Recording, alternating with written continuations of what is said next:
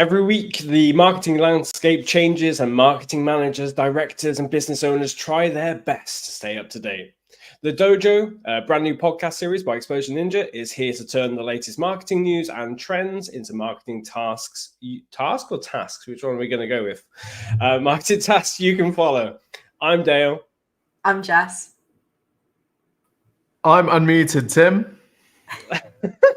And welcome to the Dojo. So we're in for a new year, which means a new podcast. So anybody who's been listening to us before will have known that we have the regular podcast, which goes out every week, as well as the podcast extra. We're following your feedback and how you've enjoyed our previous podcasts over the past year. We decided that we need a bit of a refresh, and that refresh is called the Dojo. So we're going to bring some of what you've loved across the past couple of months, the last couple of quarters, and combine it all together to create the best marketing podcast possible. So our aim is to turn the marketing news, trends, and all the fantastic marketing stories that we have to share into actual marketing tasks for you to follow. I said tasks again. Tasks. And then you'll be able to go away and do something with that information later on. So this is how it's going to work. We're going to have Jess and Tim every week, as well as hopefully in the future some guests as well. Each person is going to bring a new marketing bit of news or business news or marketing trend or some fantastic story to share. We'll then pick the best one, or I will pick the best one, and I'll ask Jess for her marketer's thoughts on how to turn that into something you can do, and I'll ask you on how to get the most out of that story. So I'm going to start off by asking Tim, what is your marketing news, trend, business story thing to share this week?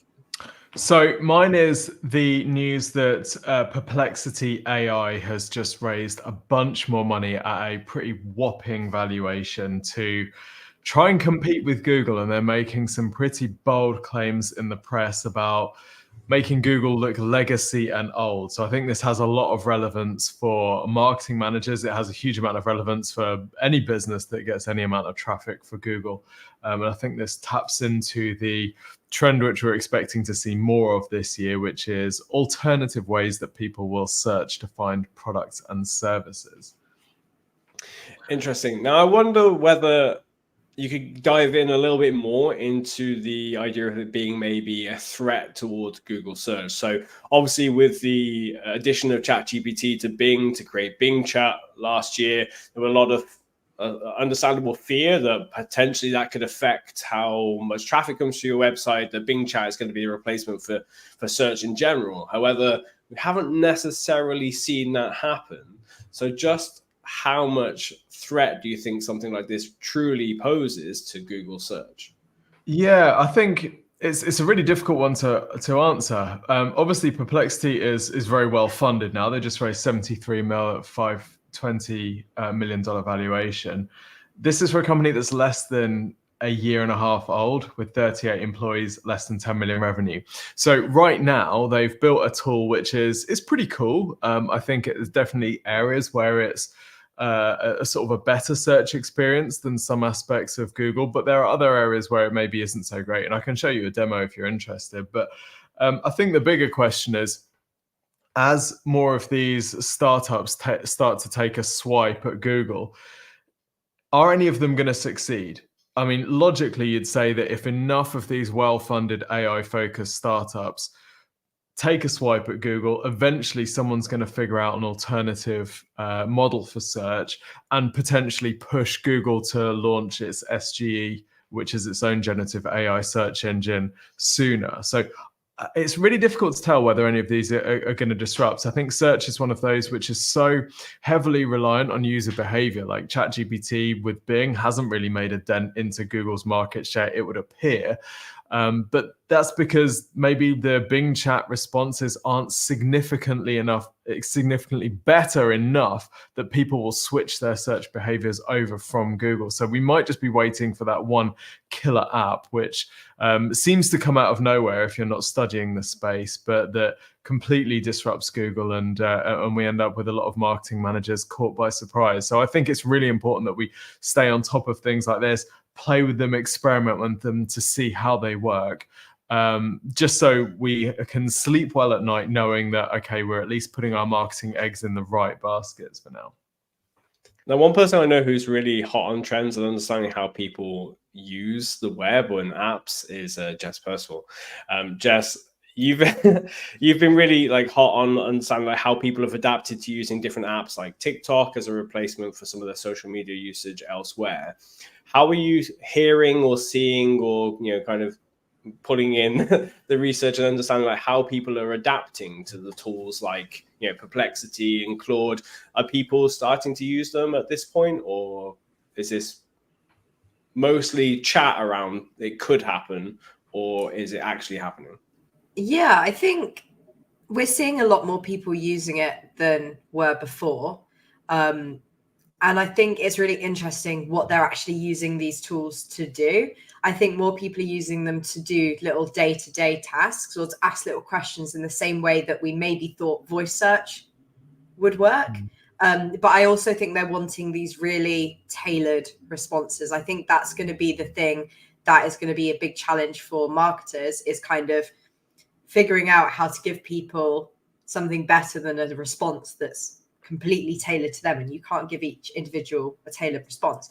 But something that I noticed, it was really interesting that Perplexity is the one who is kind of shouting about this, because personally I've used Perplexity and I remember typing in a question about Perplexity, right? I was like, can you do this for me? And instead of just answering my question, it searched the internet to answer my question. Now, if I'm asking a tool a question about itself, I would expect the response to be from the tool. I almost feel like the Google killer. I still don't think that will be the case, but I think the tool that comes along needs to be a nice combination of like Google, ChatGPT, and then things like Perplexity that do search the internet.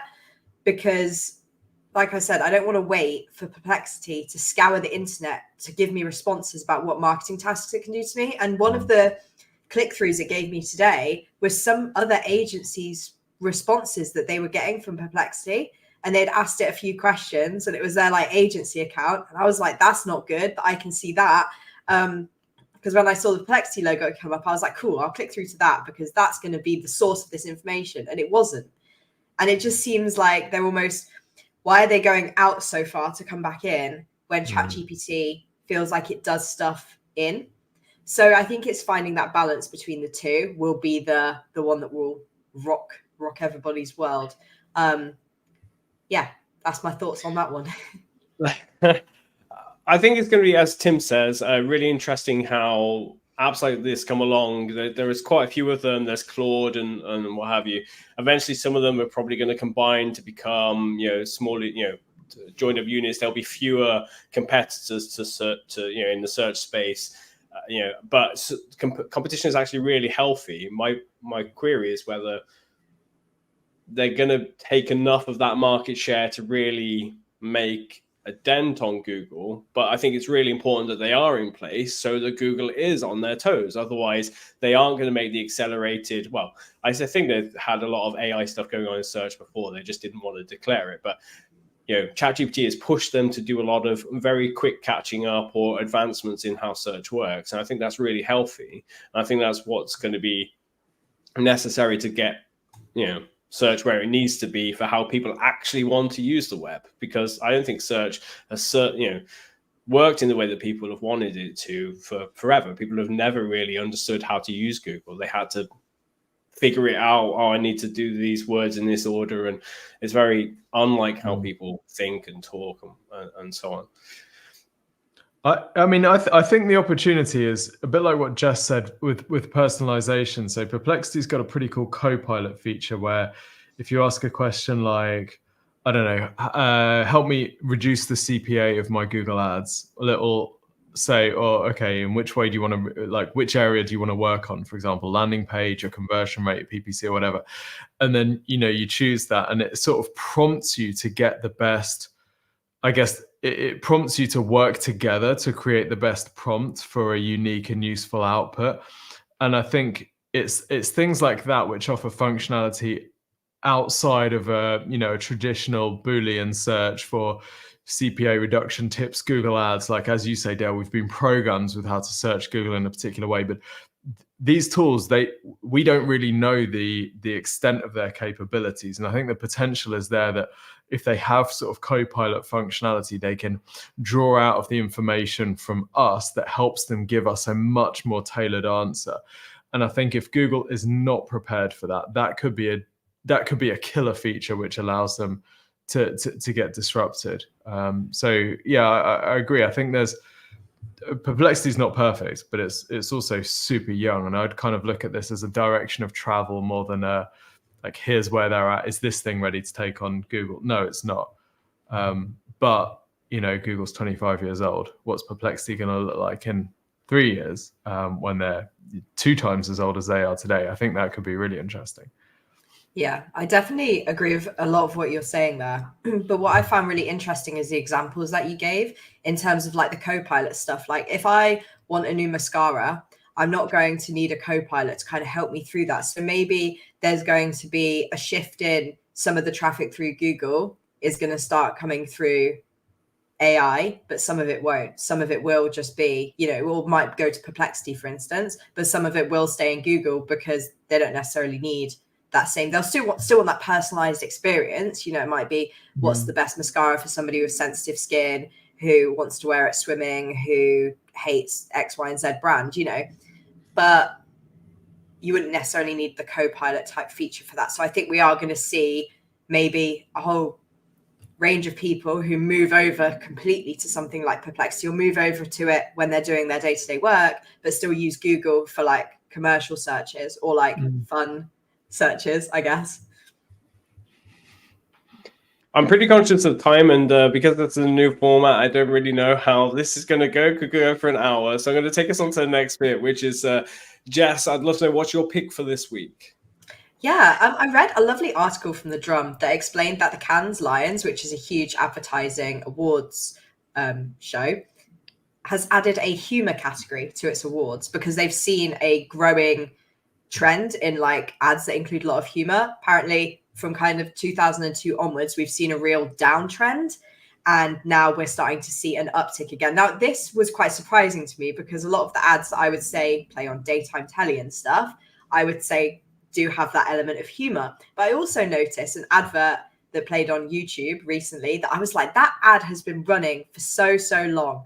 It must be really good.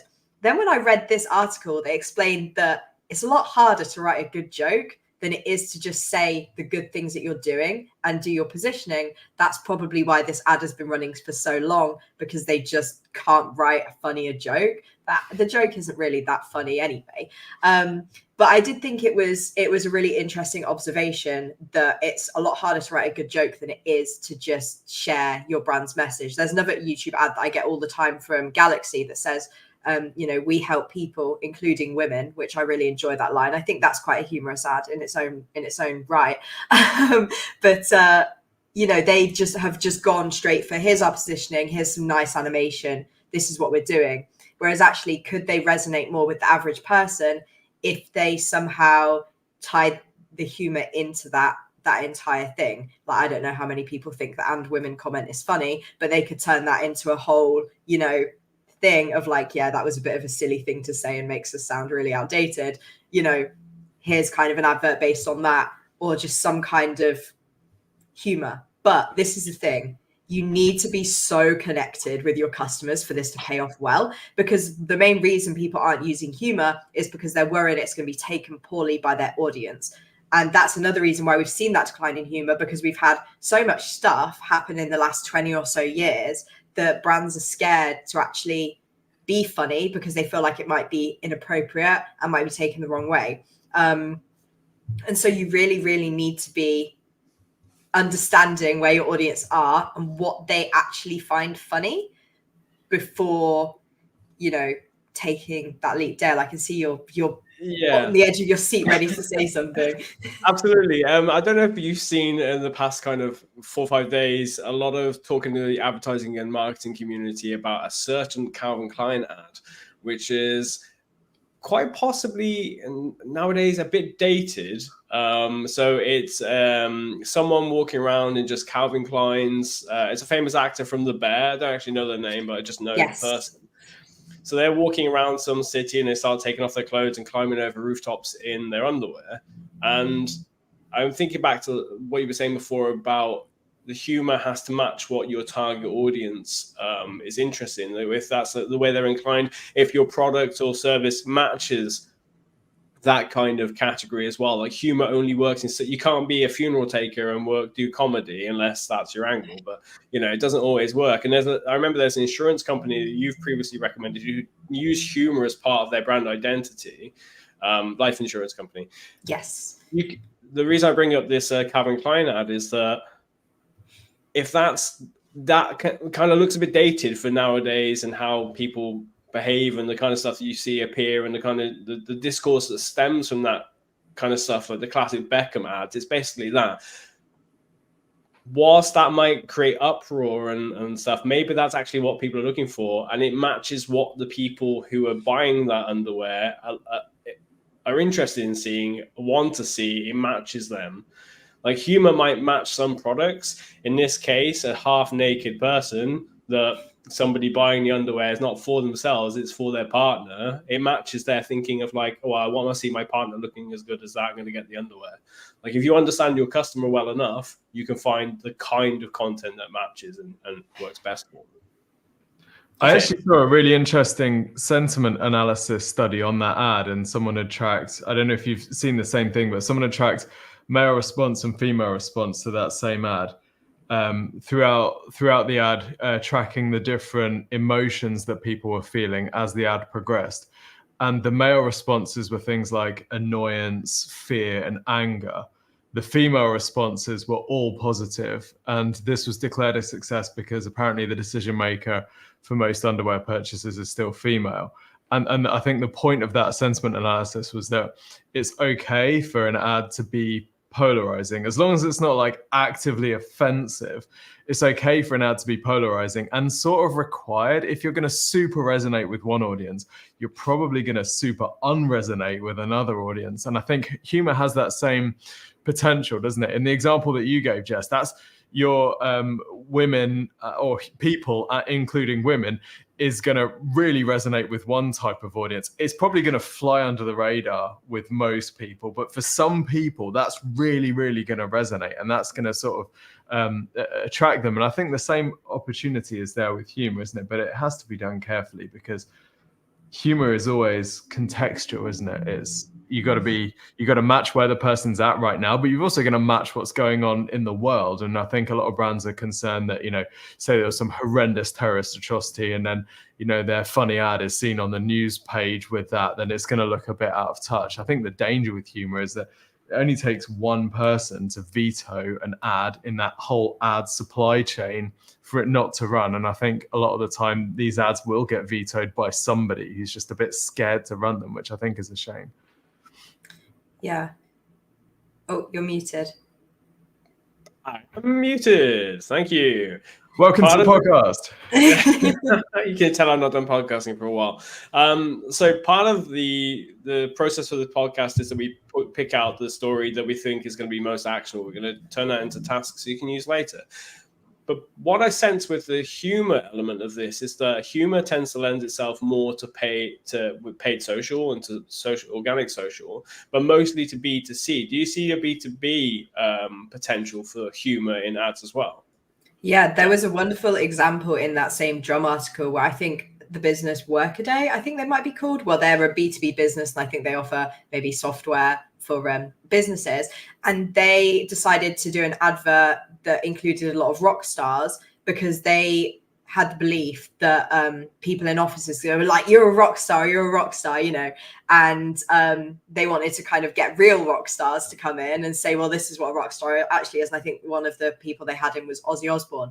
But what they had to do is do extensive research to make sure that that was actually the language people were using in like going into offices saying, do you guys actually call each other rock stars, or is this just one of those things that TV tropes have perpetuated or that we just think happens and it's actually really outdated? Turns out people say that all the time. So, they played into that. So it is definitely something that B2B businesses can do, because long gone are the days where it's just like the head of the business is the only person making all those decisions about every single thing that happens in the company, every purchase that's made. They've delegated that work to other people who are on social media, who are hanging out and just looking at content that the algorithms decided is best for them. I get so many adverts on my work YouTube for Monday.com, for different CRM softwares, for different PPC tools, like, because it knows that I've been engaging with a lot of marketing content. But I'm not a building or a business. I'm just me. But I still have that influence to potentially take these tools to the company and say, hey, I keep getting adverts for this. I gave it a little try and I thought it was really good. Could we integrate this into our work suite? Or maybe I'm the person doing the purchasing. Maybe I've been asked, hey, we're doing a new process. Maybe we need a tool. I've done that in different roles in the past where I've had to research tools, get demos from a bunch. So you can definitely do humor with B2B, and it's often that kind of workplace humor and figuring out their pain points and what the kind of things that they like laugh about at work that's sort of related to you as well. But yeah, B2B can definitely do humor 100%. For me, the key is to remember that the goal of advertising is to promote and sell a product. And the goal of advertising is not to entertain. And I think I have a real problem with Christmas ads, because the whole thing about Christmas ads is like warm, fuzzy feelings. And I don't think there's any compelling study that I've seen that indicates there's a relative uplift in sales as a result. So I think we've also got to be careful not to just equate ads that people like with effective ads, because some of the most effective ads I've seen have been like really ugly. If we're talking about like paid social ads, it can be super ugly, be very utilitarian. And I watched that Workday ad, and yes, it's like a mildly entertaining concept, but I've got no idea what Workday does. So it's a bit like a sort of Goodyear blimp type ad where, yes, it's cool that they've got influencers, and that probably shows me that they're a large company. And maybe if I was considering Workday versus some competitors, that might nudge me over the edge. But as an introduction to a brand, that humor was just, they're just contributing some humor to my day without leaving any sort of brand footprint. And I couldn't remember the company until you said it, Jess. So I think there is always that danger that, marketing just becomes a sort of a short entertainment snippet production exercise rather than advertising. Let's generate some money. And I'm just saying it as a brutal capitalist. The one thing I'm thinking about is I think it depends on also the growth stage of your company as well, where if you're just trying to get your initial customers in, or you're trying to scale up and get more customers coming through the door, whether that's through you're a service based business or you're a SaaS company, you just want to increase the volume. For some businesses, they're slightly further in their journey. They're actually focused on, okay, we want to increase brand awareness. Okay, now actually we need to focus on brand recall. It's not that we need people to know about this, it's that we need them to remember us. And if a little bit of humor makes that come back again in the future, oh, I remember that ad because it was funny, then it may be worth investing in. But it really depends on, again, where you are in that growth stage. So sorry, just one more thing to add. Well, you're right, and it can actually do both. So I remember I met the founder of the Dollar Beard Club. I don't know if you remember them. They had these ads on Facebook that went super viral, maybe like 2015, 2016. And they'd grown this company super quick selling razors. And the ads were basically this like caricature dude with a beard walking through, and there's like lions and all this crazy stuff, like wildly entertaining videos. And they'd grown the entire business off paid Facebook ads running this thing. And it was pure humor. Like there wasn't much sort of feature to the product at all. Yes, they were talking about shaving and how this thing was going to make you like some super hyper man or whatever. But that was great for getting traction. And I guess the benefit of humor, particularly in paid social, is it increases engagement, which is going to increase the reach of your ads without needing to put extra budget in. So just to contradict everything I've said. I just was on Dollar Shave Club because I happened to learn this the other day. Unilever bought them for $1 billion, Dollar Shave Club, back in 2019, somewhere around that area. They sold it for a huge loss in the last 6 months. The people that had that model were doing great with it. The marketing was great with it. And Unilever just wanted that share of the market, and for whatever reason, it's just not worked out, and it's just, it's been sold off. As a consumer, just to comment on that really quickly, I went on their website and just nothing is the same price point that it was. They're all pretty much the same price as everyday razors, which I think is probably why they're being unsuccessful. Just to clarify as well, the guy I met was Dollar Beard Club, not Dollar Shave Club. Okay, a different one. Yeah, it's like beard oils and stuff. I just looked him up. He's got a big beard. I was like, why would it have been an advert for razors when he's got a massive beard? But yeah, that makes sense. Fair enough. That's my mistake. I think Dollar Shave Club did a similar thing, right? Anyway, so I think the point. Yeah, very. Yeah. That's what I thought it was the same one. Super. Well, before I get on to pick the pick that I think is best, and we'll turn into tasks for you, just a little word from our sponsor. So, Explosion Ninja is the Dojo is produced by Explosion Ninja, an industry-leading digital marketing agency delivering high ROI marketing campaigns to businesses around the world. If you want a taste of high ROI marketing for yourself and for your business, then request a free marketing and website review done by our team of ninjas. You can go to explosionninja.com/review to request a review, and our team will record a video outlining every opportunity we can spot for you to improve your marketing, increase your leads, increase your ranking, increase your traffic. So that's explosionninja.com/review. Bring everybody back now. How did I do that? Super. There we go. Everybody's back. So I think we'll do that as a bit We'll do that as a video ad in future, I think. I think that was the perfect ad read, Dale. You've just made a case study for all future podcast ad reads. Bless you for being so kind. Super. So I'm going to pick the best story, and then I'm going to ask you each a question on how to turn these into actionable tasks. So I think of the two picks that you've brought, I think the one that is the most significant for marketing managers, directors, and business owners would be the Perplexity AI one. Sorry, Jess. On this occasion, and since Tim, it's your pick, I'm going to ask you, Tim, what tasks can business owners take from this story? Okay, well, I think that firstly, I'm flattered. I thought Jess's angle was great as well.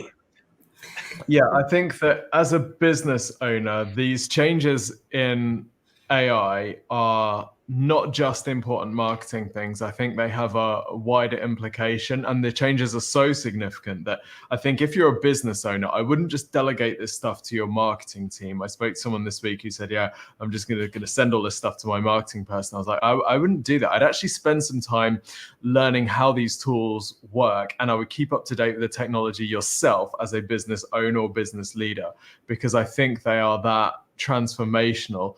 If you're going to be, broadsided by a bus while you're pulling out of a turning, you don't want to delegate the observation to, someone else on the team. So I do think that as a business owner, you want to spend time playing with these tools, getting to grips with them. And of course, watching the incredible Explosion Ninja discovery thing on how we rank in SGE, which is Google's version of it. So my advice is don't delegate it all. Yes, get your team to do it, but spend some time on this stuff yourself as well. Yeah, love it. Jess, which tasks or what tasks can marketing managers, marketers, marketing directors take from this story? What can they go away and do today? I think the first thing you should do is go open a tool like Perplexity if you haven't already, and just see the way that it works and the way that it pulls responses from its sources. Then you can kind of get an idea of how the AI finds the information that it wants that could then potentially feed your web pages and your brand name into the AI. And you can also test this with SGE, which is Google's version, which will probably have the more market uptick when AI starts to become a bit more mainstream, especially to begin with. But like Tim said, we don't know what might happen with Perplexity in the next 3 years, let's say. But just test that out using, we've got a video about this, but you need to use a VPN if you're not in the US, or be in the US if you want to move there, or if you don't already live there, to basically test out SGE using Google Labs, and then type in some of your common search terms, or the kind of questions that customers ask that are longer, that aren't just the kind of thing you would type into Google, and see what responses are coming up and who is appearing and see if you can actually take those top spots, which is also in our very cool video and guide about SGE if you want to see something a bit more in depth, a bit more practical. That isn't just me trying to answer that in a minute. Well, I think you did superbly well there. And if you are curious on where these videos are and the guides and everything, we've even got checklists you can follow too. You can go to exposure.ninja/how-to-SGE, and you'll be able to find all of the content you need. It is linked in, I'll link in the description later. It'll also be in the chat too. So that would typically be where we move on to asking our guests a few questions, at which point I'm going to scare Tim, because Tim, you are surprised going to be today's guest. So I have a few questions. I hope you're prepared to ask you before we head away for today. So here we go. If you had just 1 hour to improve your marketing, what would you work on? Okay, if I was going to go safe, I would work on the new customer email automations. So when a new lead fills in a form, what's their email sequence that emails them? And I'll make sure those are super tip top. That's pretty useful. That's going to be used many, many times, hopefully, if I'm generating lots of leads. If I was going to be a bit more risky, I might risk that hour on producing a YouTube video or making a social post, which I'd hope would go viral, which could actually have a much bigger impact. But obviously there's a risk of nothing happening. Yes. I would like to interject. I wouldn't do either of those things. I would call some customers and chat to them and find out the kind of things that they say, the kind of words that they're using, why they came to us. Because I feel like then that feeds into every other area of your marketing. Yeah, I'm the people person. Tim's like the doer, and I'm like the reflector, I think, in this situation. Yeah, but all of these were valid. All of these are great things. Absolutely, I agree with all of them. I think that's a great idea, and people don't do it enough. So if you just had one spare hour, I'd actually ditch my things and go and do Jess's thing. Super. Next quick question. What would you do with an infinite marketing budget? Infinite marketing budget. I would pay all of the articles that have written best whatever, best razor for men or whatever online. I would pay all of them to feature my razor at the top, knowing how much all these AI tools are drawing from those articles to give their product recommendations. It's going to be expensive, but I think that would be something that would be useful in the future as more AI gets into search. Yeah, absolutely. I think that's a killer suggestion. In that case, which marketing skill would you recommend to the 18-year-old Tim when you're starting off your marketing career? Persuasion and basic human psychology, I guess. The universal language of marketing, of effective marketing anyway. Absolutely. In that case, what are you most excited about in marketing right now? That no one in our industry knows what our industry is going to look like or what the main tools will look like in 3 years. I like that pretty much. Do you feel like you have a grasp on what people should be focusing on over at least the next 12 months? Yes, the same things that they were focusing on last year, but with half an eye on AI. But outside of that, I think it's really up for anything. I don't know about you guys, but I felt like over the last year, we're just waiting for killer updates to come out, and we could just be one update from things changing completely. So I think when you're playing tennis, you've always got to be on your toes because you know which way the ball's going. I feel like marketing is in that state right now, and that's really exciting. Also incredibly exhausting, but really exciting. Yeah, absolutely. I think if you plan ahead and work towards an idea that a landscape where SGE is definitely the norm and that's just how search is going to be, even if it's only 75% of the way that SGE looks now, you're going to be well positioned to actually do incredibly well over the long term. In that case, my next question is, our last question is, who do you think we should invite onto the podcast next? The head of Google Ads, so they can give us the inside scoop on what they're doing with PPC and SGE. We may need to torture them to give them that info, but why isn't Google talking about PPC and SGE? Because we need this info now. Okay, I'll see what I can do. All right. Pull your strings, Dale. Pull your strings. I'll have a few words where I can. Superb. In that case, I'm going to take us to the outro, which is, well, thank you very much for joining us for the very first episode of the Dojo, #1. I hope you've enjoyed it. It'd actually be really great to get some feedback from you. You can email us at hello@explosionninja.com and just tell us how you feel. Or if you'd even like to be our guest in the future, you can email hello@explosionninja.com and we'll see if we can squeeze you in. But yeah, thank you very much for joining us, and join us next week at the same time at 1 p.m. UTC. And yeah, have a fantastic week and put those tasks from today into action. Take care.